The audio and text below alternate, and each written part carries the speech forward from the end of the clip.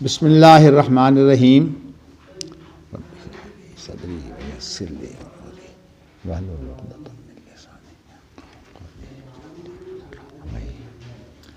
باب قول اللہ تعالی السلام المؤمن۔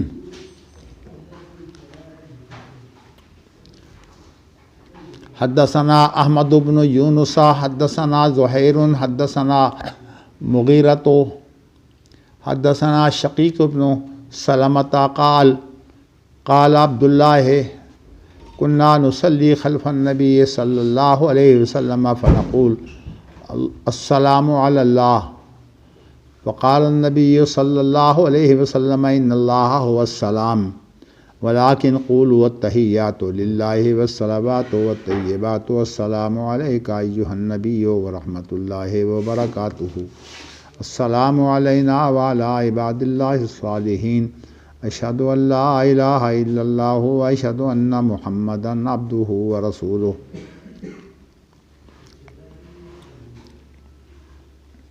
بسم اللہ الرحمن الرحیم۔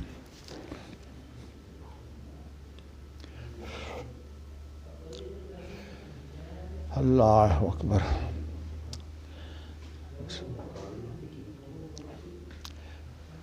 استاد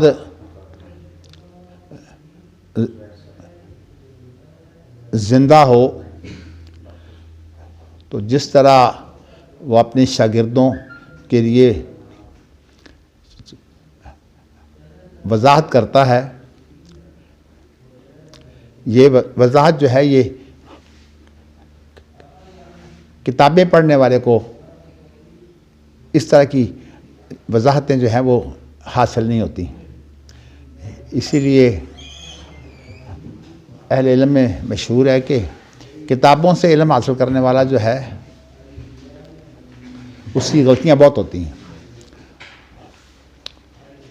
اصل میں جو زندہ استاد ہے اس کا یہ فائدہ ہوتا ہے کہ کوئی انسان کسی چیز کو ذرا بھی غلط انداز سے کوئی پیش کرے تو اس کے بارے میں وہ وضاحت کرتا ہے کہ یہ اس کا مفہوم جو ہے بگڑ رہا ہے، تمہارے انداز پیش کرنے میں ہی بگڑ رہا ہے۔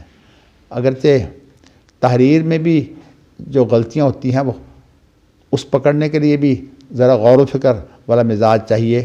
اگر غور و فکر کا مزاج نہ ہو تو پھر تحریر سے بھی غلطیاں نہیں پکڑی جاتی۔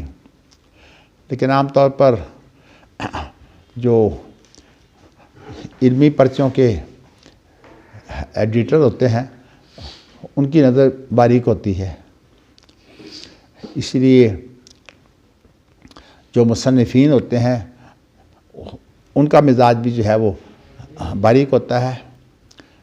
لیکن تین قسم کی چیزیں جو ہیں وہ پائی جاتی ہیں علم کی صورت میں۔ ایک تو یہ پائی جاتی ہے کہ معلومات جو ہے یہ سطحی علم ہوتا ہے، اور اس کے بعد پھر ایک ہوتی ہے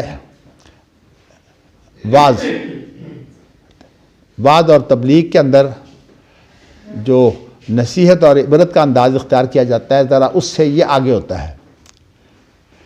لیکن یہ مزاج جو ہے یہ بھی فتوے کا مزاج نہیں ہوتا۔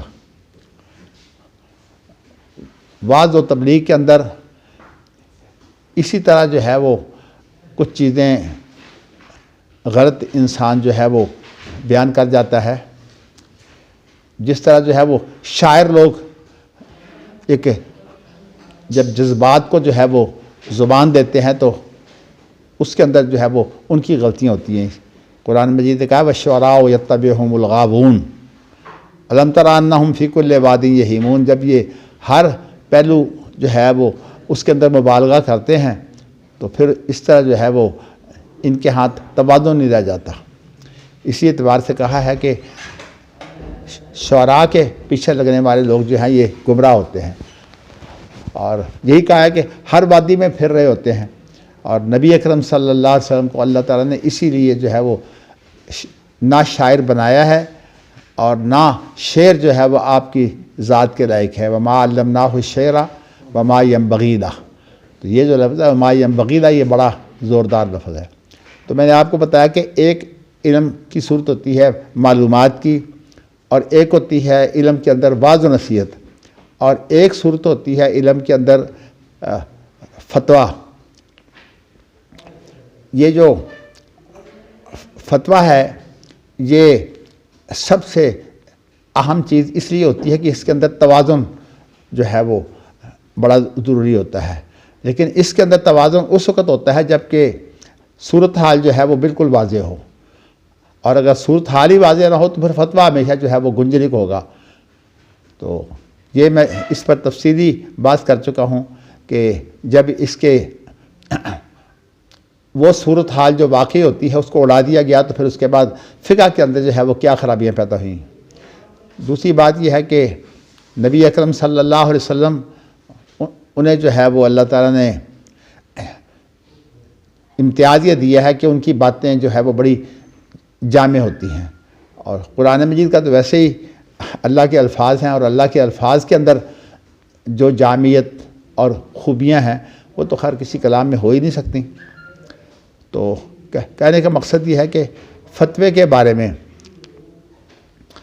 اسی طرح اسی سلسلے میں ایک مسئلہ ہے کہ تاریخی باتیں اور شرعی باتیں، ان کے اصول جو ہیں وہ الگ الگ ہیں ثابت کرنے کے، لیکن یہ چیزیں انشاءاللہ پھر آہستہ آہستہ آئیں گی۔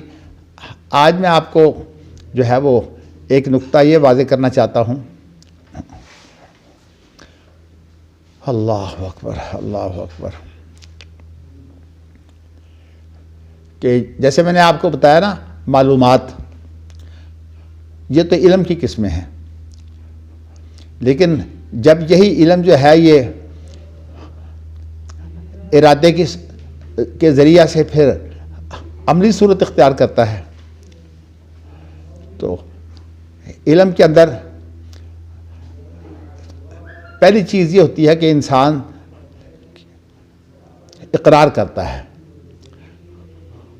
اور اقرار جو ہے یہ بھی انشاء ہے، یعنی انسان جب اقرار کرتا ہے تو یہ اقرار جو ہے یہ انشاء ہے۔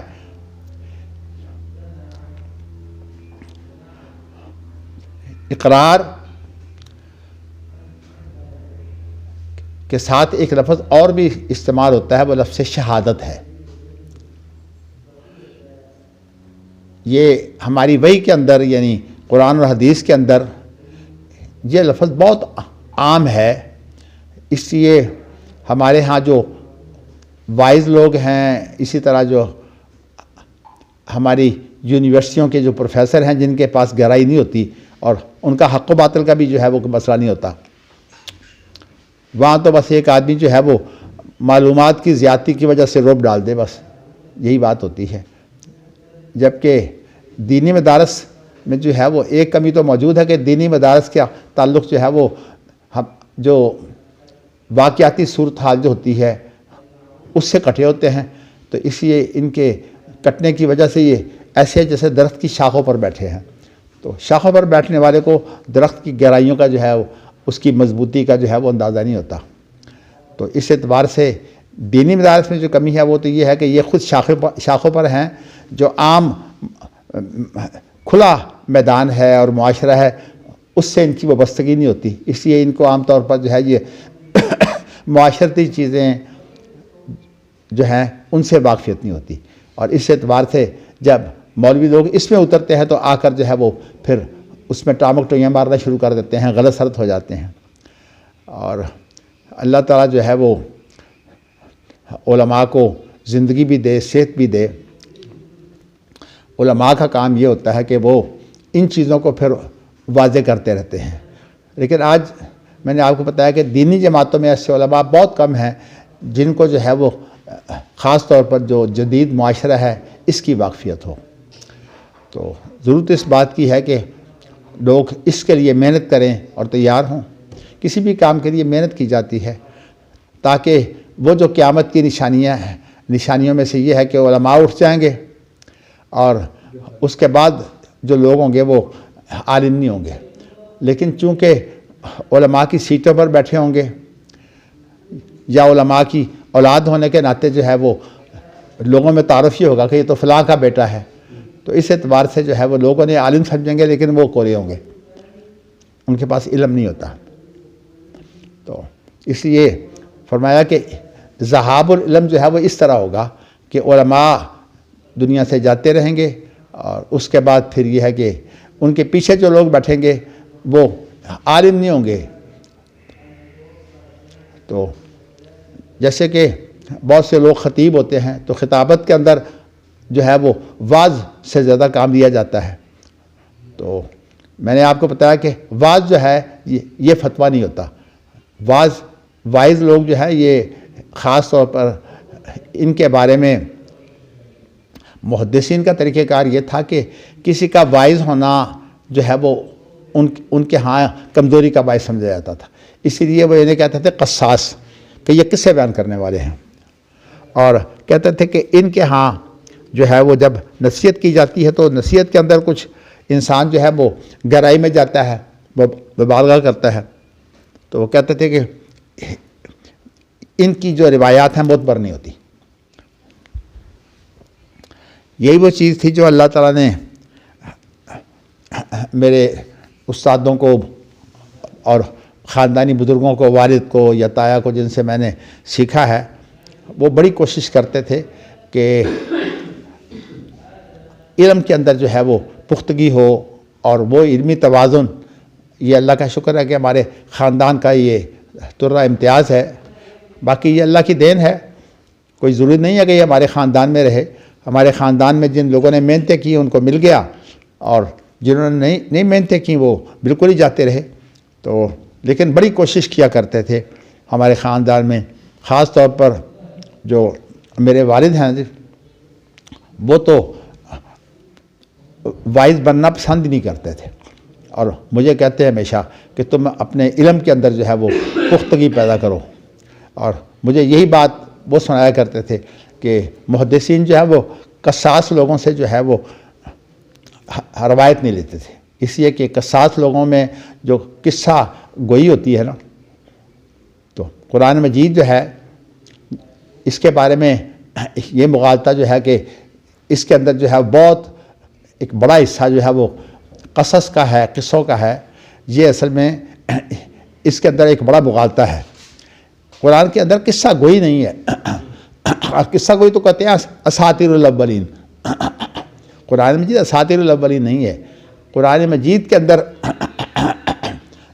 جو قصص ہیں وہ سارے نصیحت اور عبرت ہے، تو اگر قصہ میں نصیحت اور عبرت کرنی ہو تو پھر قصہ کے اندر جو ہے وہ مبالغہ نہیں ہونا چاہیے، بالکل صحیح قصہ بیان کرنا چاہیے، اس کے اندر پھر باریکیاں جو ہیں وہ انسان کے سامنے آتی ہیں۔ تو میں آپ کو جو ہے وہ آج دو لفظ ذرا ان کی تشریح اس لیے کرنا چاہتا ہوں کہ عقیدہ میں ان کی بڑی اہمیت ہے۔ تو اس کے لیے میں نے آپ کو ایک لفظ کہا، اقرار۔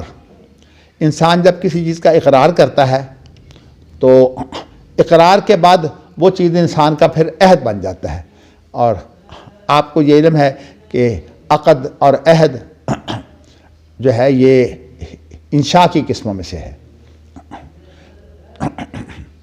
تو میں قرآن مجید میں اس کی مثال آپ کو یہ دیتا ہوں، وَإِذْ أَخَذَ اللَّهُ مِيثَاقَ النَّبِيِّينَ لَمَا آتَيْتُكُم مِّن كِتَابٍ وَحِكْمَةٍ ثُمَّ جَاءَكُمْ رَسُولٌ مُصَدِّقٌ لِّمَا مَعَكُمْ لَتُؤْمِنُنَّ بِهِ وَلَتَنصُرُنَّهُ قَالَ أَأَقْرَرْتُمْ وَأَخَذْتُمْ عَلَىٰ ذَٰلِكُمْ إِصْرِي قَالُوا أَقْرَرْنَا۔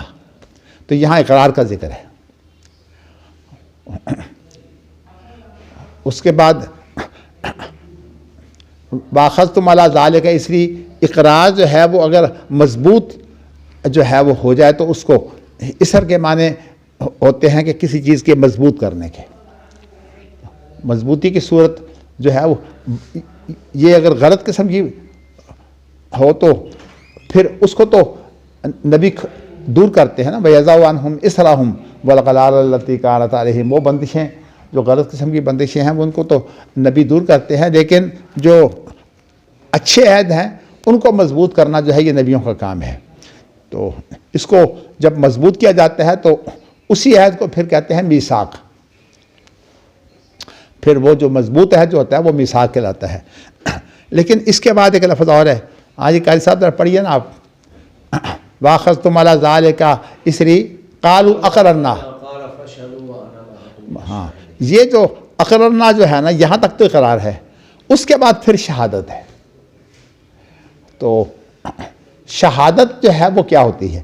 میں ویسے آپ کو سمجھانے کے لیے ذرا جو موجودہ عدالتوں کا رویہ ہے کہ اس کے اندر لوگ جاتے ہیں سمجھتے ہیں، تو اس لیے بعض نقطے جو ہے وہ اس تجربے سے بھی جو ہے وہ حاصل ہوتے ہیں. عدالتوں میں جب تک کسی کا کوئی بیان یا کسی کا کوئی اقرار جو ہے وہ شہادت کی صورت اختیار نہ کرے، اس وقت تک وہ معتبر نہیں ہوتا. میں اس کی مثال یوں لیتا ہوں کہ کسی نے کسی کو وصیت کی ہے. اب ایک آدمی کہتا ہے کہ یہ وصیت جو ہے زبانی یا تحریری وصیت جو ہے میرے پاس موجود ہے، لیکن اس وصیت کو ثابت کرنا پڑے گا. اور ثابت کرنے کی شکل یہ ہوتی ہے کہ دیکھا جاتا ہے کہ یہ کاغذ جو ہے وصیت کے اندر کوئی ایسی گڑبڑ تو نہیں ہے. جیسے کہ اب آج کل تو بہت آسان ہو گیا نا کہ کسی کا فوٹو لے لینا اور فوٹو لے کر جو ہے وہ اس کی پھر ہو بہو نقل کر لینا، جو لوگ اس کے ماہر ہیں. تو اس لیے عدالت میں شہادت جو ہے وہ عہد کو نہیں کہتے. شہادت اس چیز کو بولتے ہیں کہ کوئی چیز جو ہے وہ گواہی کے طور پر ہو، اور گواہی کے اندر بھی کہتے ہیں کہ گواہی اس وقت پختہ ہوتی ہے جب کہ اس کے اوپر جو ہے وہ تنقید کر دی جائے. اس تنقید کو کہتے ہیں جرح. تو جب تک کوئی گواہ جو ہے وہ عدالت میں پیش ہو اور اس کے بعد اس پر جرح نہ ہو، اس وقت تک وہ چیز جو ہے وہ ثابت نہیں ہوتی. یہ مطلب ہے جو کچھ بھی وہ کہتا ہے اس کی بات کے اوپر جرح کے بعد سمجھ آتی ہے کہ یہ چیز جو ہے یہ اب ثابت شدہ ہے کہ نہیں. تو گواہی کہتے ہی اسے ہیں جس کے اوپر جو ہے وہ عدالت میں بیان ہو اور جو مخالف فریق ہے وہ اس کے بارے میں جو ہے وہ اس پر جرح کرے، اس پر تنقید کرے. یہ تو خیر ہمارے ہاں تو میں بتا چکا ہوں کہ ایڈورسری سسٹم میں تو خیر ہوتی دشمنی ہے، اس لیے وہ گواہ سارے جھوٹے ہی ہوتے ہیں. تو سچے گواہ تو کبھی ہو ہی نہیں سکتے، اس لیے کہ انہوں نے عدالتوں میں جو ہے وہ جس کے وہ ساتھی ہوتے ہیں ان کے لیے انہوں نے گواہی دینی ہوتی ہے. لیکن اسلام کے اندر شہادت کی صورت جو ہے وہ اور ہے. اسلام کے اندر شہادت کا جو کی اصل بنیاد جو ہے وہ جرح نہیں ہے. اسلام کے اندر شہادت کی جو بنیاد ہے وہ ایک شخص کا جو ہے وہ معتبر ہونا جو ہے اسلام کے اندر اہمیت. اسی لیے اسلام کے اندر جو گواہ ہے اس کے لیے تزکیۃ الشہود ہوتا ہے. تزکیۃ الشہود کا معنی یہ ہوتا ہے کہ اس کی جو گواہی ہے اس کے بارے میں سب سے پہلے لوگ آ کر یہ بتائیں کہ اس شخص کا معاشرے میں مقام کیا ہے. تو معاشرے میں جو اس کا مقام ہوتا ہے نا، اس کے اعتبار سے جو ہے وہ اسلام میں شہادت ہوتی ہے. تو میں نے آپ کو یہ بتایا کہ اسلام کے یہ شہادت جو ہے یہ ایک مثبت چیز ہے، یعنی ایک چیز جو ہے وہ پیش کی گئی اور اس کے بعد اس کی توثیق ہو گئی، تو یہ تو جو ہے وہ شہادت ہے. لیکن جو جرح ہے یہ منفی چیز ہے، یعنی ایڈورسری سسٹم جو ہے ہی منفی چیز، اور اس میں جو ہے وہ دشمنی جو ہے وہ کام کرتی ہے، اس کے پیچھے دشمنی کام کرتی ہے. اور اگر اسی وجہ سے جب عدالتوں میں چلے جاتے ہیں تو پھر دشمنی ہی رہ جاتی ہے اور کچھ نہیں رہ جاتا. تو اس کے اندر اب انہوں نے اتنا گند مچایا ہوا ہے کہ جرح کے اندر جو ہے وہ خاص طور پر کوئی عورت آ جائے تو کہتے ہیں کسی عورت کو جو ہے وہ گواہ کے طور پر پیش نہ کرو. اس کے تو سارے کپڑے ہی جو ہے وہ اس طرح اتار دیتے ہیں، ساری اس کے ساتھ جرح وہ اس طرح کی کرنا شروع کر دیتے ہیں کہ اس کے عیب. اب ظاہر ہے کہ عورت جو ہے وہ اس طرح سے کھلے عام اپنے اوپر جو تبصرے ہے وہ برداشت نہیں کرتی. تو خیر میں نے یہ تو آپ کو بتایا کہ موجودہ گواہی کا فرق ہوتا ہے، لیکن یہ چیز جو ہے یہ مسلمہ ہے کہ جب تک اقرار کے اوپر جو ہے اس کی تحقیق نہ ہو جائے اس وقت تک جو اقرار ہے وہ شہادت نہیں بنتا. تو قرآن مجید کی اس آیت کے اندر لفظ دو ہے نا، قالوا اقررنا قال فاشہدوا وانا معکم من الشاہدین. اللہ کہتے ہیں کہ تم نے اقرار کر لیا ہے نا، اب گواہ رہو.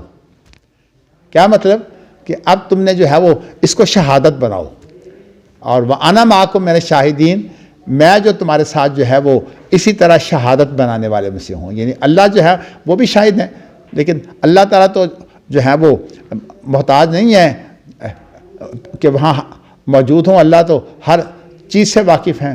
حتیٰ کہ آپ نے کل ما تحمل من انثی ولا تضع الا بعلمہ، یعنی حمل نہیں ہوتا یا وضع حمل نہیں ہوتا. اللہ کو تو ایک ایک چیز کا علم ہوتا ہے، اور پھر اس کا جو ارتقاء ہے حمل کا وہ بھی اللہ کے علم میں ہوتا ہے.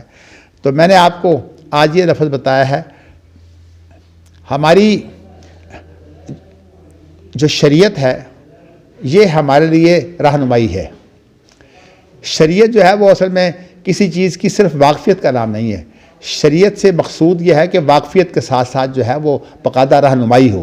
اسی لیے نبی کی ذمہ داری ہے کہ وہ بلاغ مبین جو ہے وہ اس ذمہ داری کو پورا کرے. اور وما علیک الا البلاغ المبین، اسی طرح اور بھی قرآن مجید میں جا بجا جو ہے وہ بلاغ مبین جو ہے یہ ذمہ داری ہے. اور جیسے کہ آتا ہے لست علیہم بمسیطر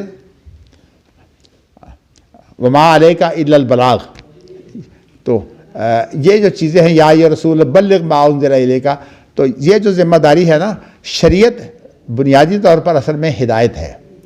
اور اس ہدایت کی گویا کہ ہدایت کی صورت یہ ہے کہ یہ ہدایت تو ہوتی ہے ایک امر کی شکل. تو امر کی شکل میں یہ شریعت جب ہدایت بن گئی تو اس کے بعد جو ہے وہ اس ہدایت پر عمل پیرا ہونا جو ہے یہ لازمی ہے. جبکہ میں نے آپ کو بتایا کہ جو لوگ شریعت کے حامل نہیں ہوتے ان کے نزدیک جو ہے وہ صرف معلومات کی اہمیت ہوتی ہے، حق و باطل جو ہے وہ ہوتا ہی نہیں. حق و باطل کا جو مسئلہ ہے یہ صرف شریعت کا ہے کہ شریعت بتائے کہ یہ چیز جو ہے یہ حق ہے، یہ باطل ہے. انشاءاللہ یہ آگے امام بخاری باب باندھنے کے میں وہاں اس کی مزید تشریح کروں گا. آج میں نے آپ کو یہ بتایا ہے کہ اقرار اور شہادت کا کیا فرق ہے. اقرار جو ہے وہ عہد ہوتا ہے، اور اس عہد کے بعد جب اس کی جو ہے وہ چھان پھٹک ہوتی ہے تو چھان پھٹک کی صورت میں جو چیزیں پیش ہوتی ہیں ان کو پھر شہادت کہا جاتا ہے. تو شہادت جو ہے میں آپ کو اس سے پہلے بتا چکا ہوں کہ جو ہمارے ہاں فیصلے ہوتے ہیں نزاعات میں، شہادت جو ہے وہ ان فیصلوں کا حصہ ہوتی ہے اور ان کی بنیاد ہوتی ہے. تو اس لیے فیصلے میں شہادت کا ذکر کرنا جو ہے وہ ضروری ہوتا ہے.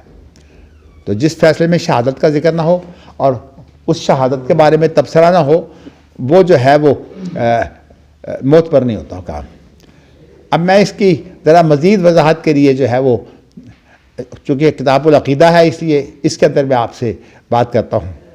قرآن مجید کی ایک آیت ہے وَإِذْ أَخَذَ رَبُّكَ مِن بَنِي آدَمَ مِن ظُهُورِهِمْ ذُرِّيَّتَهُمْ وَأَشْهَدَهُمْ عَلَىٰ أَنفُسِهِمْ أَلَسْتُ بِرَبِّكُمْ قَالُوا بَلَىٰ شَهِدْنَا أَن تَقُولُوا يَوْمَ الْقِيَامَةِ إِنَّا كُنَّا عَنْ هَٰذَا غَافِلِينَ. اگرچہ یہ عبارت جو ہے یہ یہاں بھی ہے اور جگہ پر تھوڑے سے الفاظ کا فرق جو ہے اس کے ساتھ بھی ہے، لیکن میں آپ کو اس عبارت کے اندر جو چیز بتانا چاہتا ہوں وہ یہ ہے کہ اللہ تعالیٰ نے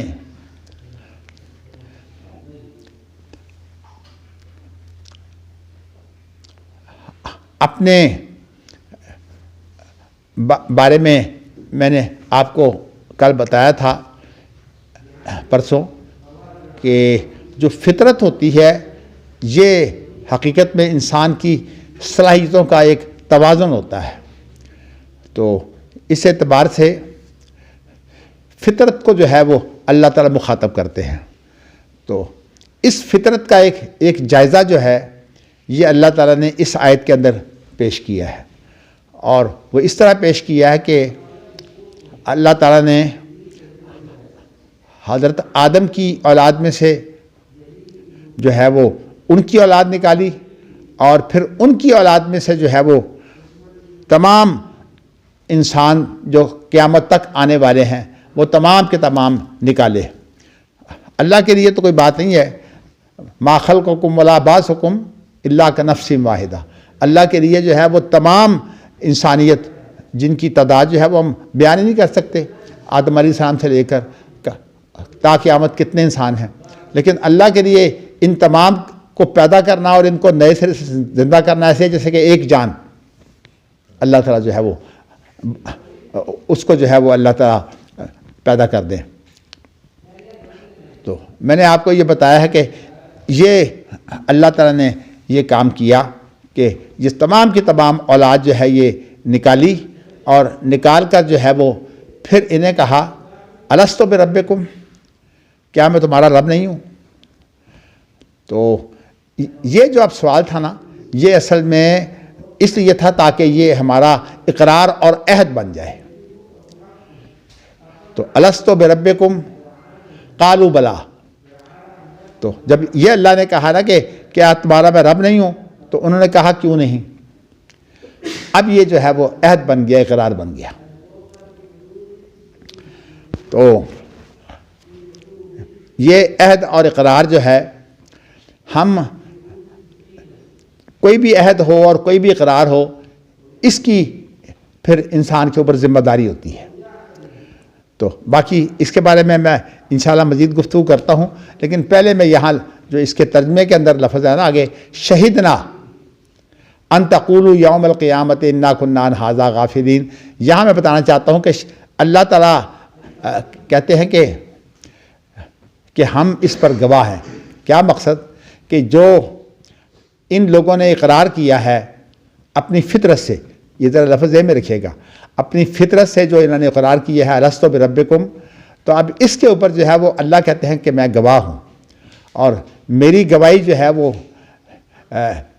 اب تمہارے اقرار بھی ہو گیا، عہد بھی ہو گیا، اور اس پر جو ہے وہ میری گواہی بھی ہو گئی۔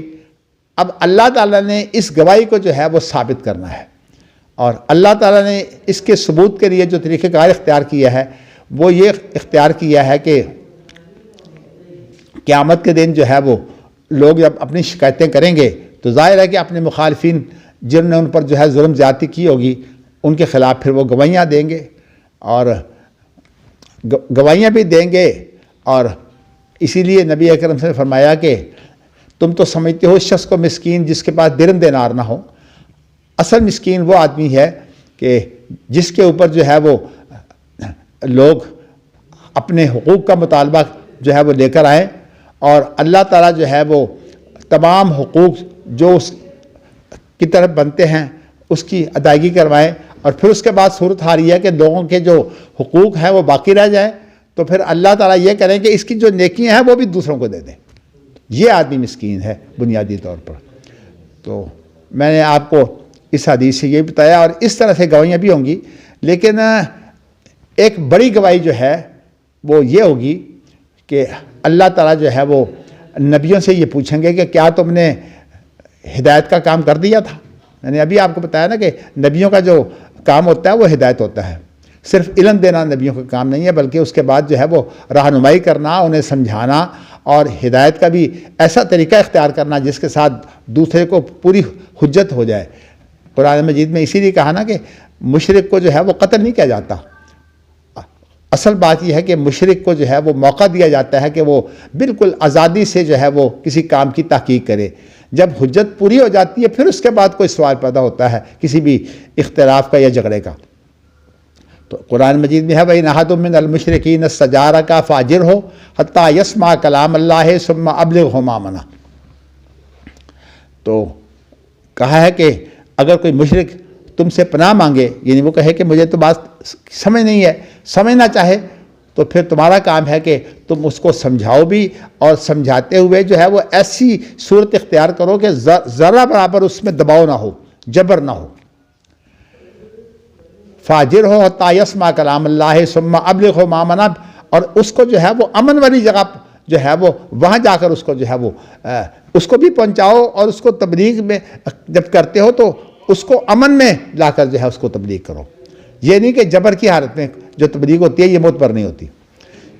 اسی لیے حضرت عمر رضی اللہ تعالیٰ عنہ کا ایک خادم تھا، اور بڑا ہی معتبر ان کا جو ہے وہ سیکٹری سمجھیے، اس کا نام اسلم تھا لیکن وہ مسلمان نہیں تھا۔ تو حضرت عمر رضی اللہ تعالیٰ عنہ جو ہے وہ اس کو کہتے کہ اے اسلم تو مسلمان ہو جائے، میں تجھے کچھ ذمہ داریاں دینا چاہتا ہوں۔ لیکن آپ نے اس کو مجبور نہیں کیا.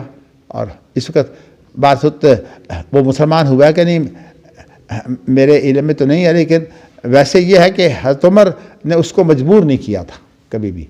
تو میں آپ کو جو چیز بتانی چاہتا ہوں وہ یہ ہے کہ اللہ تعالیٰ نے یہ جو سلسلہ شہادت کا ہے نا، اقرار کے اوپر شہادت، اس کے بڑے طریقے اختیار کیے ہیں. ایک طریقہ تو اختیار کیا ہے کہ لوگ گواہیاں دیں گے ایک دوسرے کے خلاف، اور اس کے بعد دوسرا طریقہ یہ بھی ہے کہ اللہ کے احکام جو ہے وہ کسی کو پہنچے ہیں کہ نہیں پہنچے. یہ بات بڑی بنیادی ہے کہ کیونکہ اللہ نے وعدہ کیا وَمَا كُنَّا مُعَذِّبِينَ حَتَّىٰ نَبْعَثَ رَسُولًا، ہم جو ہے وہ جب تک رسول نہ بھیجیں ہم کسی کو عذاب نہیں دیں گے. تو اس بنا پر جو ہے وہ پھر اس بات کی گواہی ہوگی کہ کیا رسولوں نے جو ہے وہ شریعت پہنچا دی تھی. تو اس کے لیے صورتحال اللہ یہ بنائیں گے کہ انفرادی گواہیاں ہوں گی، اور امتوں سے بھی پوچھا جائے گا کہ تمہیں جو ہے وہ رسولوں نے پیغام پہنچا دیا تھا. ان کے اندر جو اقرار کرنے والے لوگ ہیں، ان کے اقرار کے بعد جنہوں نے اقرار نہیں کرنا تھا ان کی ہٹھی ہو جائے گی. تو وہ لوگ کہیں گے، اس کے بعد کچھ لوگ کہیں گے جی ہمیں بات پہنچی ہی نہیں. جیسے آج ہمارا دنیا میں بہانوں کا بہترین طریقہ یہ ہے کہ جی مجھے تو پتہ ہی نہیں، آپ نے تو کہا ہی نہیں. تو یہ جو باتیں ہوتی ہیں نا، یہ بڑا جو ہے وہ اس طرح کے ہیلے فریب سے انسان جو ہے وہ اپنے آپ کو چھڑا لیتا ہے. لیکن یہ ہے کہ یہ کام وہاں نہیں چلے گا. جب اللہ تعالیٰ جو ہے وہ امتوں سے پوچھیں گے تو امتیں کہیں گی کہ جی ہاں ہمیں رسولوں نے پیغام دے دیا. تو یہ آیت جو ہے وہ وَكَذَلِكَ جَعَلْنَاكُمْ أُمَّةً وَسَطًا لِتَكُونُوا شُهَدَاءَ عَلَى النَّاسِ، اس کے اندر یہی ذکر ہے. اس کے بعد یہ ہے کہ وَيَكُونَ الرَّسُولُ عَلَيْكُمْ شَهِيدًا، اور جب یہ ہے کہ جب یہ شہادت پیش ہوگی تو پھر جو ہے وہ امتوں کے ساتھ توثیق کون کرے گا؟ رسول. اور اگر جو انکار کرنے والے ہیں ان کی تردید بھی رسول ہی کرے گا.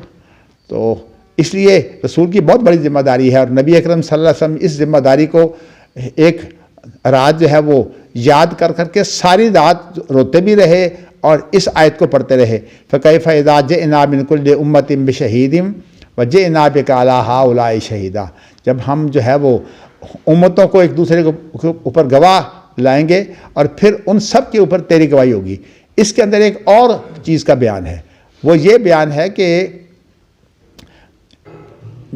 اس امت سے یہ گواہی بھی لی جائے گی کہ کیا پہلی امتوں کو جو ہے ان کے نبیوں نے شریعت پہنچا دی تھی. تو جو پہلی امتوں کے لوگ ہیں وہ کہیں گے دیکھیے کہ یہ ہمارے اوپر کیسے گواہی دے سکتے ہیں، یہ تو موجود ہی نہیں تھے. تو اس وقت پھر امت محمدیہ یہ جواب دے گی کہ ہمیں ہمارے نبی نے بتایا کہ ان کے رسولوں نے جو ہے وہ ان کو پورا پیغام دے دیا تھا. تو چونکہ آپ کو میں یہ بتا چکا ہوں کہ معنوی طور پر جو ہے وہ تصور تو یہ ہے کہ تمام کی تمام امتیں جو ہیں وہ اکٹھی ہو کر اپنے نبیوں کے ساتھ جو ہے وہ محمد صلی اللہ علیہ وسلم کی امت بن جاتی ہے نا. اس بنا پر جو ہے ان کی آپس میں ایک دوسرے کے اوپر گواہی جو ہے وہ بھی ایک اہمیت رکھتی ہے.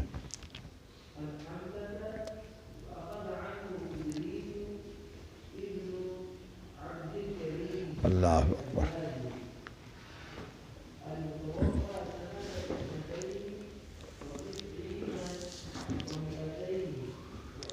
یا اللہ.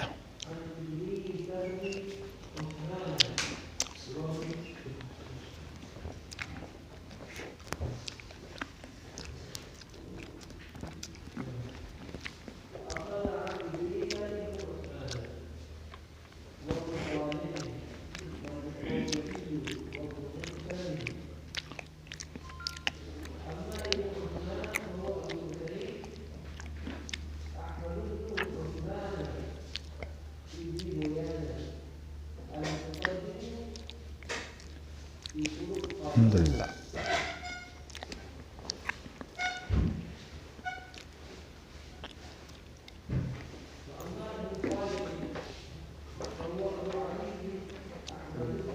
ہو گیا ٹھیک؟ چلو الحمدللہ. میں نے اس کو تو خیر مختصر بیان کیا ہے، اور جو چیز عقیدے سے متعلقہ جو چیز ہے میں اس کو ذرا واضح کرنا چاہتا ہوں کہ اقرار کے ساتھ جو ہے جب گواہ موجود ہوں تو پھر جو ہے وہ میں نے آپ کو بتایا کہ شہادت بنتی ہے، اور پھر حجت جو ہے وہ شہادت کے ذریعے سے جو ہے وہ قائم ہوتی ہے. اب صورتحال یہ ہے کہ ہم نے اللہ کے ساتھ جو ہے یہ عہد کیا تھا، یہ اقرار کیا تھا. یہ جو نقطہ میں اس کو پہلے صحیح تو صورتحال وہی ہے جو میں نے آپ کو بیان کر دی ہے، لیکن جو جامی ہے، جامی اور معتزلہ، یہ جو ہے یہ اس چیز کو نہیں مانتے. وہ کہتے ہیں اصل میں یہ جو چیز ہے نا، یہ حقیقت میں یہ چیز ایسے نہیں ہوئی، یعنی کوئی ایسا واقعہ نہیں ہوا کہ اللہ نے باقاعدہ جو ہے وہ آدم کی اولاد کی پیٹھوں سے جو ہے وہ ان کی اولاد نکالی ہو اور اولاد نکال کر جو ہے ان سے عہد دیا ہو. کوئی ایسا واقعہ نہیں ہوا. یہ اصل میں ایک مثال پیش کی ہے. مثال جو ہے وہ کوئی دلیل نہیں ہوتی. تو یہ واقعہ ایسا ہوا ہے، صحیح بات یہی ہے. اور یہ جو واقعہ ہوا ہے اس کے اوپر جو ہے وہ اگرچہ میں نے آپ کو بتایا تھا کہ انسان کو فطری طور پر، جب میں نے اللہ نور السماوات والی آیت جو ہے وہ اس کی تشریح کی تھی تو میں نے کہا تھا کہ یکاد زیتھا یضیء ولو لم تمسسہ نار، کہ انسان کی فطرت کے اندر اتنی جو ہے وہ چیز موجود ہے. جیسے آپ دیکھتے ہیں نا کہ بچہ پیدا ہوتا ہے، اسے دنیا کا کوئی کام نہیں آتا. ایک کام جو اس کو آتا ہے کہ جب اس کو ماں اپنی جو ہے وہ چھاتی کے ساتھ لگاتی ہے تو اس کو وہ چوس نہیں آتی. اگر یہ جو ہے وہ کام اسے نہ آتا ہو، پوری دنیا اکٹھی ہو کر اس بچے کو سکھا ہی نہیں سکتی. وہ نہ تو سنتا بھی ہے لیکن سمجھتا نہیں ہے، اس کو تو اس کے اندر استعداد ہی نہیں ہوتی. تو میرا کہنے سے مقصد یہ ہے کہ اللہ تعالیٰ نے اس آیت کے اندر انسانی فطرت کا جو ہے وہ ایک عملی صورت جو ہے وہ واقعاتی صورت پیدا کر کے جو ہے وہ یہ کام کروایا ہے. اس لیے جامعہ اور معتزلہ جو عقل پرست ہیں وہ کہتے ہیں کہ نہیں، یہ ایک مثال ہے. اور ہمارے ہاں جو امام بخاری کے بعد یہ اشاعرہ ماتریدیہ جو آئے ہیں، یہ آپ کو بتا چکا ہوں بخاری کے دور میں تو ان کے جو بڑے امام ہیں ابو الحسن اشعری اور اسی طرح ابو منصور ماتریدی وہ تھے ہی نہیں. تو اس لیے امام بخاری جو ہے وہ اگر ان کے بارے میں یہ کہیں نا کہ امام بخاری اشاعرہ کا رد کر رہے ہیں تو یہ بات درست نہیں ہے، اس لیے کہ اس کو اشعری کوئی نہیں تھا. تو اس لیے انہوں نے جن کا بھی رد کیا وہ جامعہ کا، اصل میں جامعہ ان کے بڑے تھے، معتزلہ ان کے شاگرد ہیں. ویسے میں انشاءاللہ آپ کو یہ بھی کوشش کروں گا آج ہی بتاؤں کہ جامعہ کا اور معتزلہ کا فرق کیا ہے، لیکن پہلے آپ اس مسئلے کو سمجھ لیں. اب یہاں ایک سوال ہے بڑا اہم. وہ سوال یہ ہے کہ ایسا واقعہ ہوا اور واقعہ ہو کر جو ہے وہ اللہ تعالیٰ نے اس پر جو ہے وہ اللہ گواہ بھی بن گئے، اور سوال یہ پیدا ہوتا ہے کہ وہ واقعہ میں یاد نہیں ہے. اور جو عہد کسی کو یاد نہ ہو، کیا اس پر پکڑ ہو سکتی ہے؟ یہ بڑا اعتراض ہے اصل میں معتزلہ کا اہل سنت پر کہ ہمیں وہ واقعہ یاد نہیں. تو لیکن اللہ تعالیٰ نے قرآن مجید میں اس واقعہ کو بیان کیا ہے. لیکن یہ آپ جو ہے وہ سن چکے ہیں کہ انسان اپنی فطرت سے اپنے رب کو جو ہے وہ پا تو سکتا ہے، لیکن اللہ نے آسانی یہ کی ہے کہ جو جزا اور سزا ہے وہ نبیوں کی بعثت پر موقوف رکھی ہے. یہ اللہ کی شریعت میں آسانی ہے. ویسے اگر اللہ لازم کر دیتے تو یہ بات ہمارے لیے بہت مشکل ہو جاتی، اس لیے کہ اللہ کے بارے میں پھر ہم جب اللہ کو سمجھتے ہیں پھر اس کے بعد اللہ کی کیفیتوں کی بات بھی کرتے ہیں. یہی وجہ ہے کہ جن لوگوں نے اللہ کی کیفیتوں کے بارے میں بات شروع کر دی ہے بھٹک گئے ہیں. جامعہ معتزلہ جو ہے وہ کافر تو نہیں ہے، لیکن وہ کیفیتوں میں پڑھ کر ہی جو ہے وہ بھٹکے ہیں. تو ویسے تو عقل پرستی جو ہے وہ اس کی وجہ سے انہوں نے جو ہے وہ غلط تعویلیں جو ہیں وہ کی ہیں. آج میں آپ کو بتاتا ہوں کہ ٹھیک ہے کہ آج ہم بیٹھے ہوئے جامعہ کا جو ہے وہ رد کر رہے ہیں، لیکن حقیقت یہ ہے کہ جب ان کے پاس حکومتیں تھیں تو اس وقت انہوں نے کتنا کچھ جو ہے وہ یہ فن خائی دکھائی تھی. یہی بشر مدرسی وغیرہ جو لوگ تھے کس طرح حکومتوں پر چھائے ہوئے تھے، اور کس طرح جو ہے وہ جو ہمارے ائمہ ہیں ان پر جو ہے وہ ظلم و ستم ہوا ہے. تو میں بیان کر رہا تھا کسی کو اور کہہ رہا تھا کہ امام بخاری اور ان کے استاد جو علی بن مدینی وغیرہ لوگ ہیں نا، یہ تو اصل میں علم کی بڑی اہمیت جو ہے وہ پیش کرتے ہیں. جہاں کہیں کوئی بات آتی ہے تو کہتے ہیں مراد اہل علم ہے. لیکن امام احمد بن حنبل چونکہ آزمائشوں سے گزرے تھے، اس لیے ان کے ہاں جو ہے وہ علم سے زیادہ اہمیت ہے حق و باطل کی.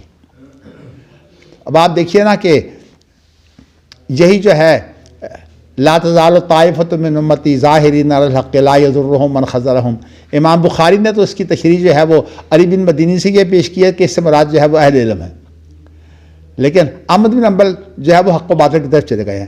وہ کہتے ہیں کہ اگر اس سے مراد اہل حدیث نہیں ہے تو میں نہیں جانتا کہ اور کون ہے. لیکن امام احمد کی مراد کون سے اہل حدیث ہیں؟ آج کے اہل حدیث نہیں. امام احمد کی مراد وہ علماء اہل حدیث ہیں جو سعید بن مسیب کے دور میں اہل حدیث سے. آج کے اہل حدیث کو تو اصل میں پتہ ہی نہیں کہ وہ اہل حدیث ان کا موقف کیا تھا، ان کی تفصیلات کیا ہے. آج کے اہل حدیث جو ہیں وہ صرف نام جو ہے وہ ان کا رکھتے ہیں، لیکن آج کے اہل حدیث کو جو ہے وہ واقفیت نہیں ہے، بہت کم واقفیت ہے. علماء بھی تقریباً عقیدہ کی باریکیوں سے ناواقف ہیں. میں دیکھ رہا تھا ایک اللہ کا شکر ہے ایک عالم آدمی ہیں، ویسے تو وہ بڑے کٹر حنفی تھے لیکن اللہ نے انہیں ہدایت دے دی. یہ جو جماعت اسلامی کا رابطۃ المدارس اسلامیہ ہے، اس کے جو ہے وہ ممتحن بھی رہے ہیں اور یہاں 9 سال وہ یہاں رہے ہیں تو وہ اصل میں بلوچستان کے. ان کا نام ہے محمد احمد واصل واسطی. اصل تو نام ان کا محمد احمد ہے لیکن ان کا لقب ہے واصل واسطی. تو واصل واسطی صاحب نے جو ہے وہ عقیدہ کے بارے میں، عقیدہ سلف پر جو ہے وہ ڈاکٹر عبدالواحد کا رد کرتے ہوئے 3 جلدیں جو ہیں وہ لکھ دی ہیں اور چوتھی بھی وہ لکھ رہے ہیں. تو انہوں نے بعض کے اندر تیسری جلد کے اندر جو ہے مولانا وحید الزمان اور اسی طرح مولانا احمد حسن سیالکوٹی ابو الحسن جن کی احسن التفاسیر ہے، ان کے اوپر اسی طرح مولانا محی الدین لاہوری، خیر ان کا تو ذکر انہوں نے کم کیا. مولانا محی الدین لاہوری جو ہے یہ میرے نریال سے ہیں، میری والدہ کے پھپھا کے والد تھے، یعنی میری والدہ کے جو پھپھا ہیں وہ ان کے بیٹے تھے. تو یہ ویسے لاہوری اس لیے معروف ہوئے، یہ بھی نو مسلم ہیں.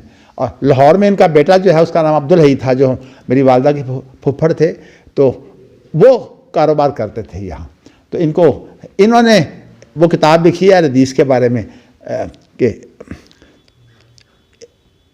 اس کا میرے پاس نسخہ ایک ہی تھا، کسی نے مانگا پھر اس کے بعد جو ہے وہ غائب کر دیا، مجھے واپس نہیں ملا. تو انہوں نے جو ہے وہ 7 اس کے اجزاء تھے، 7 حصوں میں جو ہے اہل حدیث کی فقہ انہوں نے پیش کی تھی. تو میں بتانا ہی چاہتا ہوں کہ اس طرح لوگوں نے بڑے بڑے کام کیے ہیں. لیکن اس وقت جو بات آپ کے ساتھ ہو رہی تھی وہ یہ ہو رہی تھی کہ جب ہمیں یاد نہیں ہے وہ عہد تو ہمیں پکڑ جو ہے وہ، یہ صرف اللہ تعالیٰ نے ہمیں یہ بتایا ہے کہ تم عہد کر چکے ہو، لیکن اس کی بنیاد پر اللہ پکڑیں گے نہیں.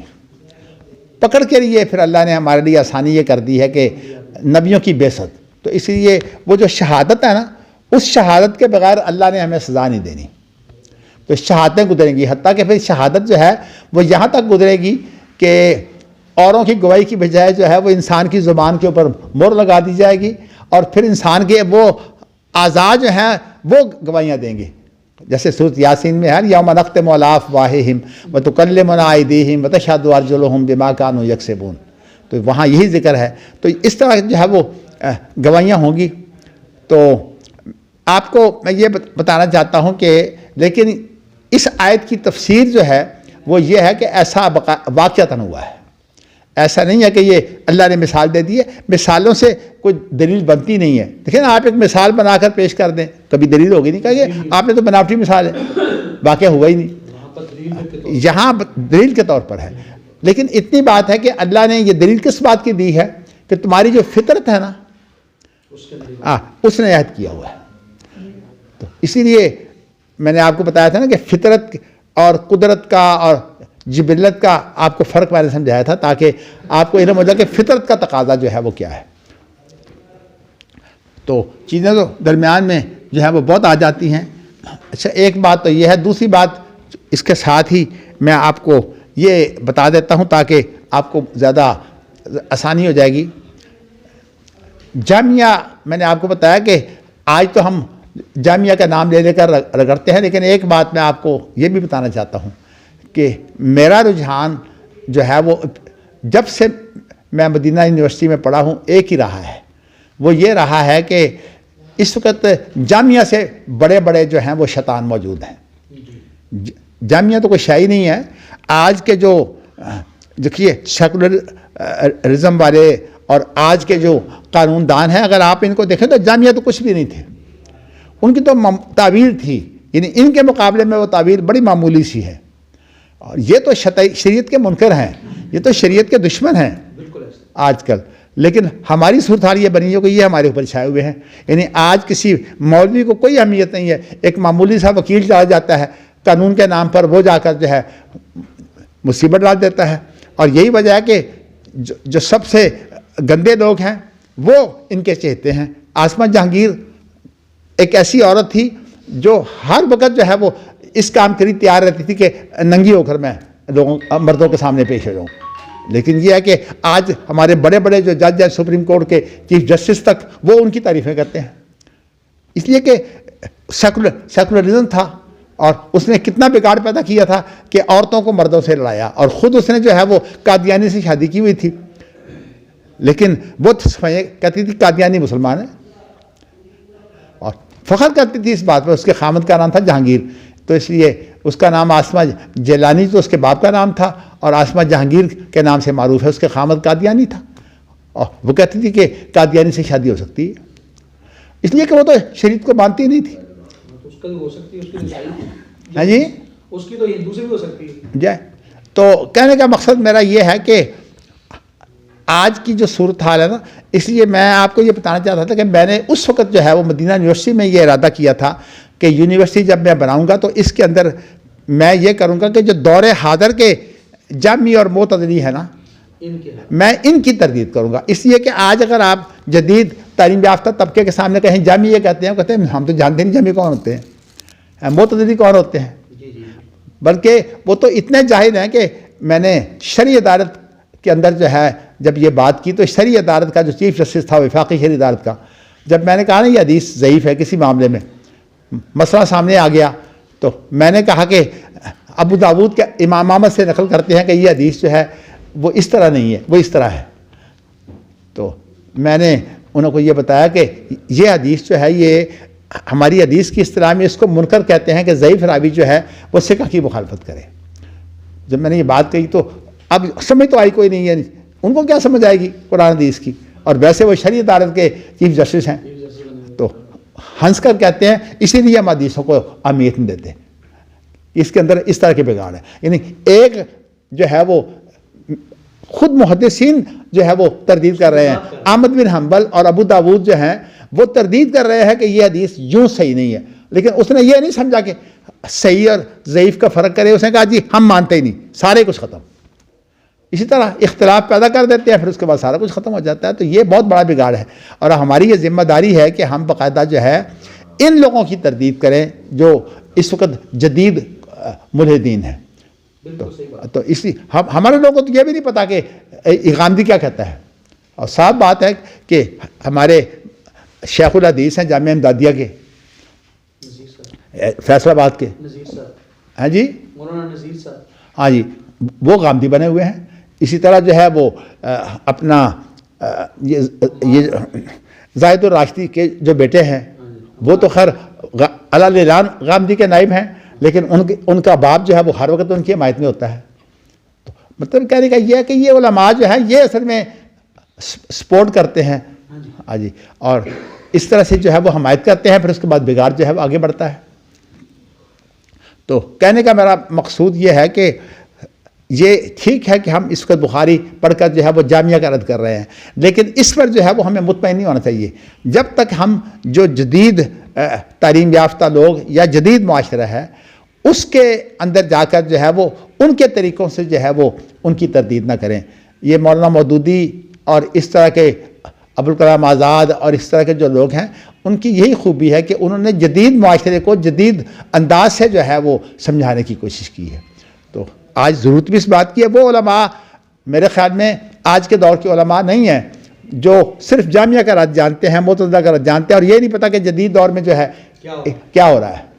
تو اس لیے میری ہمیشہ یہ کوشش رہی, اور یہ اللہ کا شکر ہے کہ میں نے جو وہ یونیورسٹی کا جو پروگرام بنایا تھا وہ اس لیے بنایا تھا کہ اس کے لیے میں نے الحمدللہ 50 سال جو ہے وہ لگا دیے ہیں, قربانیاں بھی دی ہیں, اپنی ہر چیز اس کے لیے جو ہے وہ میں نے جو ہے وہ قربان کی ہے, صرف اس لیے کہ ایسی یونیورسٹی بن جائے. لیکن اب اللہ کی قدرت جو ہے وہ میرے اگر شاگردوں کو یا میری اولاد کو سمجھ نہ آئے تو میں کیا کر سکتا ہوں. تو اصل بات یہ ہے کہ یہی وہ چیز ہے جس کا خطرہ ہے کہ اللہ تعالیٰ جو ہے وہ اگر اہل علم کو لے جائے تو پھر بعد میں جو شاگرد اور اولادیں ہیں وہ پھر ان کی جگہ پر بیٹھ کر جو ہے وہ لوگوں کو گمراہ کریں گی بھی اور خود بھی گمراہ ہوں گی. تو اس لیے بڑی ضرورت اس بات کی ہے کہ تاکہ اعلیٰ تعلیم ہمارے ہاں تو دیکھیے تعلیم جو ہے وہ گریجویشن تک ہے, اور گریجویشن تک تو صرف اتنا ہی ہوتا ہے کہ تھوڑی بہت چیزوں کی پہچان ہوتی ہے. جو تقابلی مطالعہ ہے وہ تو گریجویشن میں نہیں ہوتا, وہ تو پھر بعد میں ہوتا ہے. گریجویشن کا مطلب یہ ہے کہ آپ کے اندر اتنی اہلیت پیدا ہو جائے کہ اس کے بعد آپ تقابل کر سکیں. یعنی گریجویشن سے پہلے تو کوئی تحقیق کا کام کر ہی نہیں سکتا, گریجویشن کے بعد پھر ایم فل ہوگا یا پی ایچ ڈی ہوگا, تحقیق اس میں ہوتی ہے. لیکن آج ہمارے ہاں جو ہے وہ جس طرح یونیورسٹیوں میں بگاڑ پیدا ہوا ہے, اس لیے جو لوگ یونیورسٹیوں میں جاتے ہیں اور خاص طور پر جب یورپ امریکہ میں چلے جاتے ہیں تو وہ تو چھوڑتے ہی نہیں, بڑے سے بڑے آدمی کو گمراہ کرنے کے ان کے طریقے یہی ہیں. تو باقی اللہ تعالیٰ جو ہے وہ بچا کے رکھے دشمنوں سے. تو میں یہ چاہتا ہوں کہ اگر یہ کام ہم نہیں کرتے تو حجت پوری نہیں ہوتی. آج حجت پوری کرنے کے لیے ضروری ہے کہ ہم جدید معاشرے اور ان کے مسائل سے واقف ہوں اور ان کی ہم تردید کریں. تو اسی لیے میں موقع بہ موقع جو ہے وہ صحیح بخاری کے اندر ایسی چیزیں لے آتا ہوں. اس کا میرا اصل مقصود یہ ہے کہ صحیح بخاری کا جو فائدہ ہے وہ جدید معاشرے میں جو ہے وہ کیا ہو سکتا ہے.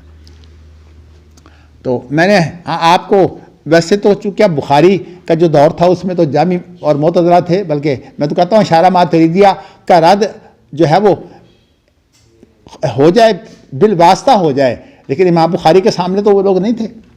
تو صورتحال جو ہے وہ یہ ہے کہ میں آپ کو تھوڑا سا فرق بتاتا ہوں کہ الہیات کے اندر جو ہے وہ ان کا فرق کیا ہے آپس میں. جامی جو ہیں اللہ کے جو اوصاف ہیں ان اوصاف کو جو ہے وہ مانتے ہی نہیں, اور اوصاف کی جو ہے وہ 3 شکلیں ہیں. ایک وصف جو ہے وہ یہ ہوتا ہے کہ اللہ کا ایک نام جو ہے وہ استعمال ہوتا ہے, جیسے کہ رحمان ہے یا رحیم ہے. تو جامی جو ہے وہ ان ناموں کو نہیں مانتے کہ یہ اللہ کے جو ہیں وہ وصفی نام ہیں, وہ ان ناموں کو نہیں مانتے. اچھا, معتزلہ جو ہے ان کے شاگرد ہیں, ان کے ہاں جو ہے وہ ناموں کو مان لیتے ہیں, لیکن وہ یہ کہتے ہیں کہ ہم جو ہے وہ اوصاف کو نہیں مانتے. کیا مطلب ہے کہ مثلا اللہ کے جو اوصاف ہیں جامی تو ان ناموں کو ہی نہیں مانتے, اور جو معتزلہ ہیں وہ مثال کے طور پر سمیع بصیر, جامی تو سمیع بصیر کا انکار کریں گے اللہ کے بارے میں, لیکن جو معتزلہ ہیں وہ کہیں گے کہ ہم سمیع بصیر کو مانتے ہیں لیکن سمع بصر کو نہیں مانتے. سمع بصر جو ہے یہ ایک وصف ہے نا, تو جو اسم ہوتا ہے, اسم وصف, وہ ایک اسم ہوتا ہے جس کے اندر وہ وصف پایا جاتا ہے. تو اس لیے یہ ان کا فرق ہے. اور اس کے بعد اشاعرہ ماتریدیہ جو ہیں یہ کہتے ہیں ہم اوصاف کو بھی مانتے ہیں, لیکن اوصاف کی جو ہے وہ تعویل کرتے ہیں. اوصاف کو حقیقی ماننے کی بجائے اس کا ثمرہ جو ہے اس کو جو ہے وہ نکال کر مانتے ہیں. مثلا اللہ تعالیٰ نے جو ہے وہ سن لیا کا مطلب یہ ہے کہ اللہ تعالیٰ اب جو ہے وہ اس کی جزا سزا جو ہے وہ اللہ دیں گے. تو اس لیے جہاں کہیں کوئی ایسا لفظ آئے گا نا تو وہ کہیں گے اس سے مراد جو ہے وہ اصل وصف نہیں ہے بلکہ اس سے مراد جو ہے وہ جزا اور سزا ہے۔ تو یہ اشاعرہ ماتریدیہ ہے، اگرچہ یہ امام بخاری کے بعد میں آئے ہیں، لیکن میں نے آپ کو مختصر سا ان کا تعارف کرا دیا ہے۔ باقی ان کی تفصیلی جو کیفیتیں ہیں وہ انشاءاللہ تعالی امام بخاری خود بیان کریں گے، میں اس وقت آپ کو پھر ساتھ ساتھ بتاؤں گا کہ اصل میں ان کا جوہری فرق کیا ہے۔ جیسے میں نے اہل حدیث کا اور اہل رائے کا جوہری فرق آپ کو بتایا تھا، اللہ تعالیٰ مجھے توفیق دے کہ میں آپ کو یہ چیز جو ہے وہ کھل کر بتا سکوں۔ اب چلیے تو آج ہم جو ہے وہ اس کو آگے پڑھتے ہیں۔ امام بخاری جو چیز لائے ہیں کہ اللہ تعالیٰ کا یہ قول 28 سپارے کے اندر سورۃ حشر کے اندر ہے کہ السلام المومن۔ ویسے تو امام بخاری صرف 2 لفظ لائے ہیں، لیکن ویسے امام بخاری کا اشارہ ان تمام اوصاف کی طرف ہے جو اس کے اندر پیش ہیں۔ ہاں جی، کیسے شروع ہوتا ہے جی قاری صاحب؟ یہ آیت هو اللہ لا الہ الا هو عالم الغیب والشہادہ الرحمن الرحیم واللہ الذی لا الہ الا هو الملک القدوس السلام المؤمن المہیمن العزیز الجبار المتکبر سبحان اللہ عما یصفون اما یشرکون هو اللہ الخالق البارئ المصور له الاسماء الحسنی یسبح له ما فی السماوات والارض وهو العزیز الحکیم۔ اس کے اندر جو ہے وہ اللہ کے اوصاف کا ذکر ہے، لیکن قرآن مجید نے الگ الگ ان کو کیوں ذکر کیا میں انشاءاللہ جب ان کا مزید فرق بتاؤں گا اس وقت میں آپ کو بتاؤں گا کہ، لیکن امام بخاری کا اشارہ جو ہے پوری آیت کی طرف ہی ہے۔ اب آپ پڑھیے حدثنا احمد بن یونس جی حدثنا زہیر حدثنا محمد، عبارت پڑھ چکا ہوں۔ تو اس میں یہ ہے کہ عبداللہ بن مسعود یہ بیان کرتے ہیں کہ ہم نبی اکرم صلی اللہ علیہ وسلم کے پیچھے نماز پڑھا کرتے تھے اور ہم نماز میں یہ کہتے السلام علی اللہ، کہ اللہ پر سلام ہو۔ تو فقال النبی صلی اللہ علیہ وسلم، اللہ کے رسول نے جو ہے وہ ہمیں سمجھایا کہ یہ تم غلط کہتے ہو۔ ان اللہ هو السلام، یہ سلام تو اللہ کا نام ہے، تو جو کسی کا نام ہے وہ جو ہے وہ وصف نہیں اس طرح بنتا کہ اس کو تم جو ہے وصف بنا کر جو ہے وہ کہو کہ اللہ پر سلامتی ہو، تو تم دعا کرتے ہو اللہ پر سلامتی کی، حالانکہ یہ سلام تو اللہ کا نام ہے، اسی لیے یہ سلامتی جو ہے وہ اللہ نے بھیجنی ہے، یعنی اللہ کا وصف یہ سلامتی ضرور ہے، اور اللہ تعالیٰ بندوں پر جو ہے وہ سلامتی بھیجتے بھی ہیں، اس طرح بندوں کو امن بھی دیتے ہیں، مومن کا معنی امن دینے والا۔ تو کہنے کا مقصد یہ ہے کہ امام بخاری نے جو ہے وہ قرآن مجید سے یہ ثابت کیا ہے کہ سلام جو ہے وہ اللہ کے اوپر جو ہے وہ آپ اگر عہد بھی کرتے ہیں یا آپ اللہ سے عہد کریں پھر تو ٹھیک ہے، لیکن اگر آپ اللہ کے لیے دعا کرتے ہیں تو پھر غلط ہے۔ عہد کرتے ہیں کا مطلب؟ عہد کا مطلب یہ اگر آپ اللہ کے سامنے اقرار کرتے ہیں، جیسے اللہم انت السلام و منک السلام و تبارک، یہ اقرار ہے نا، یہ تو جائز ہے، لیکن اللہ کے لیے اگر آپ یہ کہیں گے السلام علی اللہ، یہ غلط ہے۔ تو آپ نے فرمایا ان اللہ هو السلام، اللہ تو خود جو ہے وہ سلام ہے۔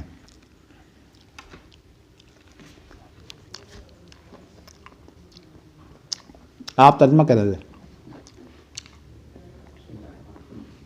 قال عبداللہ، حضرت عبداللہ کہتے ہیں کنا نصلی خلف النبی صلی اللہ علیہ وسلم، ہم نبی صلی اللہ علیہ وسلم کے پیچھے نماز پڑھتے تھے، فنقول، تو ہم کہا کرتے تھے السلام علی اللہ، اللہ پر سلامتی ہو۔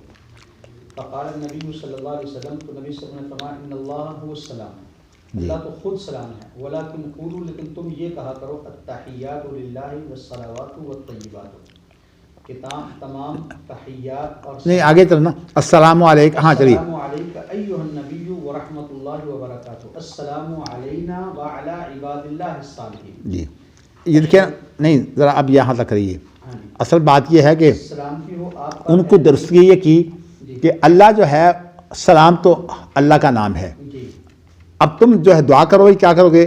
وہ یہ کرو گے السلام علیکم ایھا النبی ورحمۃ اللہ وبرکاتہ، تم دعا کرتے وقت جو ہے یہ کہو گے کہ نبی پر جو ہے وہ سلامتی ہو، اور اس نبی پر اللہ کی رحمتیں ہوں اور برکتیں ہوں، اور ہم پر بھی سلامتی ہو اور اللہ کے نیک بندوں پر بھی۔ یہ سب میں تمام کے تمام جو ہے وہ جو دین کے حامل لوگ ہیں، اللہ کے ساتھ مخلص لوگ، ان پر جو ہے وہ سلامتی کی۔ ان کے لیے دعا ہے. تو یہاں بھی ایک مشکل ہے جو تھوڑی سی. اصل بات یہ ہے کہ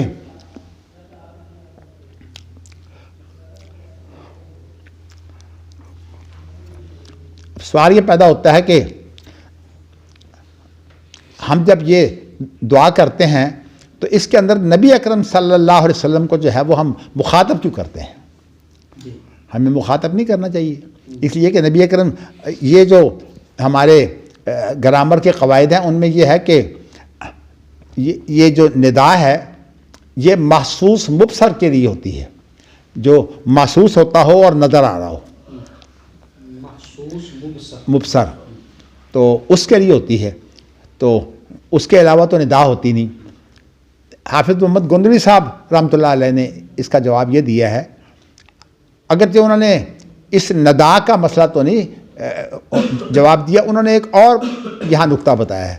وہ کہتے ہیں کہ چونکہ نبوت دائمی چیز ہے اور جو چیز جو دائمی ایک نبی کا منصب موجود ہے، اور یہ پتہ ہے کہ اللہ کے رسول کے آنے سے پہلے ہی جو ہے وہ آپ کو نبی بنا دیا گیا تھا. ابھی آدم علیہ السلام کی جو ہے وہ تخلیق بھی مکمل نہیں ہوئی تھی جبکہ جو ہے وہ ان کو بنا دیا گیا تھا نبی. کن تو نبی وآدم بین الجسد والروح. تو وہ اسی لیے تاکہ ان کے ساتھ جو ہے وہ بستگی ہو سکے. تو میں نے آپ کو یہ بتانا ہے کہ حافظ محمد گندوی صاحب رحمۃ اللہ علیہ یہ کہتے ہیں کہ اس کے اندر نبی اکرم صلی اللہ علیہ وسلم کی نبوت کے دائمی ہونے کا ثبوت ملتا ہے. اور یہ بات جو ہے وہ میں آپ کو اس سے پہلے بتا چکا ہوں کہ جب تک نبوت جو ہے وہ تسلیم نہ ہو خلافت نہیں بنتی، اور نبوت جو ہے اس کی بنیاد وہی ہے. تو کتاب و سنت اگر کسی کا دستور نہ ہو تو وہ کبھی خلیفہ نہیں ہو سکتا. اپنے نام کے ساتھ وہ 100 دفعہ خلیفہ کا لفظ لگائے، وہ خلیفہ ہوتا نہیں. خلیفہ جو ہوتا ہے وہ نبی کی نبوت کے تابع جو حکمرانی ہوتی ہے نا، اس کا نائب ہوتا ہے. تو اب یہ مسئلہ قانونی ہے، میں نے آپ کو بتا دیا. لیکن جو اعتراض ہے نا السلام علیکہ، یہ اعتراض جو ہے یہ ایک اور جگہ پر جو ہے وہ بڑا اہم ہے. وہ یہ ہے کہ جب انسان فوت ہوتا ہے تو اس وقت آتے ہیں منکر نکیر اور وہ آ کر پوچھتے ہیں کہ تیرا رب کون ہے، تیرا نبی کون ہے، تیرا دین کیا ہے. تو اس وقت نبی اکرم صلی اللہ علیہ وسلم جو ہے وہ ہماری معلومات کے مطابق تو آپ وہاں نہیں ہوتے، لیکن ان کے سامنے نبی اکرم صلی اللہ علیہ وسلم جو ہے وہ پیش ہوتے ہیں. یعنی ویسے وہ جو میت ہوتی ہے اس کے سامنے آپ آتے ہیں اور وہ کہتے ہیں کہ ما تقول فی ھذا الرجل، اس شخص کے بارے میں تم کیا کہتے ہو. تو وہ جو ہے وہ اس وقت اگر مسلمان ہوتا ہے تو وہ پہچان کر کہتا ہے کہ ہاں یہ. تو اصل میں وہ میت کے لیے محسوس مبصر ہو جاتے ہیں. لیکن سوال یہ پیدا ہوتا ہے کہ میت کے لیے تو جو ضابطے ہیں اور ہیں، وہ برزخی زندگی ہے. وہاں تو نبی اکرم صلی اللہ علیہ وسلم جو ہیں، اب اللہ کے لیے تو کوئی مشکل نہیں، اس لیے کہ فاصلہ اور وقت، اللہ تو اس کے پابند نہیں ہے. فاصلہ اور وقت دونوں اللہ کی مخلوق ہیں. اس اعتبار سے اللہ کے رسول کہاں ہیں، اس کے سامنے تو اللہ تعالیٰ ان کو پیش کر سکتے ہیں. تو اس لیے میں یہ بتانا چاہتا ہوں کہ اس کے لیے تو جو ہے خطاب کی گنجائش ہے. یہاں جو سوال پیدا ہوتا ہے کہ یہاں خطاب کیوں ہے، تو کہتے ہیں کہ اگر کوئی اتنا جو ہے وہ ذہن میں حاضر ہو کہ ایسے ہو جیسے کہ وہ آپ کے سامنے ہو، تو اس صورت میں بھی جو ہے وہ یہاں کلمہ جو ہے وہ ندا استعمال ہوتی ہے. لیکن عام طور پر یہ جو چیز ہوتی ہے، یہ ایک ہماری گرامر میں بات آتی ہے ندبہ کی. ندبہ، اس کو ندبہ کہتے ہیں. اور جیسے کہ حضرت فاطمہ نے جو ہے وہ اپنے باپ کی جب بے چینی دیکھی تو کہا وا قربا بتا، ہائے میرے باپ کی بے چینی. یہ جو ہے یہ اصل میں ہے تو خطاب لیکن ندبہ کی شکل ہے، یہ اصل میں ایک اظہار ہے. تو اس لیے اہل علم جو ہے وہ اس کی توجیہ یہ بھی پیش کرتے ہیں کہ یہ ہے تو ندا لیکن اس کے اندر جو ہے وہ جذبہ پایا جاتا ہے، وہ کیفیت پائی جاتی ہے کہ انسان جو ہے وہ اپنے آپ کو اللہ کے سپرد کرتا ہے. تو اس اعتبار سے نبی اکرم صلی اللہ علیہ وسلم جو ہیں وہ اس طرح سے واسطہ بنتے ہیں کہ اللہ کی رضا جو ہے اس کا ذریعہ تو نبی کی اطاعت ہے. من یطع الرسول فقد اطاع اللہ، تو واحد ذریعہ جو ہے وہ نبی کی اطاعت ہے. تو اس بنا پر جو ہے وہ نبی اکرم صلی اللہ علیہ وسلم کو جو ہے وہ خطاب کر دیا گیا ہے. تو یہ بات تو اس کا جواب ہے. اگرچہ ایک اور حدیث ہے لیکن اس وقت وہ میرے سامنے نہیں ہے، میں ذرا اس کو دیکھ کر پھر کو گفتگو کروں گا. اس وقت جو بات آپ کو میں نے بتائی ہے کہ یہاں دو نقطے ہیں، ایک تو حافظ احمد گوندری صاحب کے حوالے سے میں نے آپ کو بتایا اور دوسرا یہ ہے کہ یہ محسوس مبصر کے حکم میں ہے. اسی ندبہ کی مثال سے میں نے آپ کو بتایا ہے. اچھا، اس کے بعد پھر لفظ آگے اشہد اللہ الہ الا اللہ. تو یہ میں آپ کو بتا چکا ہوں کہ اقرار کے اوپر جب انسان جو ہے وہ گواہی دیتا ہے تو پھر اس کو بولتے ہیں شہادہ. تو یہ صرف اقرار نہیں ہے لا الہ الا اللہ. لا الہ الا اللہ تو اقرار ہے لیکن جب ہم کہیں گے نا اشہد اللہ الہ الا اللہ تو ساتھ اس کی یہ گواہی بھی ہو جائے گی. تو یہ اس وقت پھر میثاق بن جاتا ہے کہ اس کے اوپر جب گواہی بھی ہو گئی تو اب اس کی توثیق بھی ہو گئی شہادت کے ذریعے سے. تو اس لیے اشہد اللہ الہ الا اللہ و اشہد ان محمدً عبدہ و رسولہ. باقی یہ چیز جو ہے میں آپ کو کئی دفعہ بتا چکا ہوں کہ اس کے اندر اصل مقصود جو ہے وہ اللہ کی توحید کی شہادت دینا ہے. تو یہ توحید کی شہادت ہے. تو اس لیے جو لوگ یہ سمجھتے ہیں کہ یہ اصل میں انگلی ہلائی جاتی ہے دعا کے لیے، یہ غلط ہے. یہ اصل میں توحید کا اشارہ ہے. تو اس لیے توحید کے لیے جو ہے وہ شریعت میں مثالیں بھی موجود ہیں اور اس کی کوئی مثال موجود نہیں ہے کہ دعا کے لیے جو ہے وہ انگلی ہلائی ہے. تو یہ چیز جو ہے وہ اشہد اللہ الہ الا اللہ آپ کے سامنے آ گئی ہے. چلیے جی، آج اتنا ہی رہنے دیتے ہیں. کوئی آپ نے سوال کرنا ہے تو کر لیں.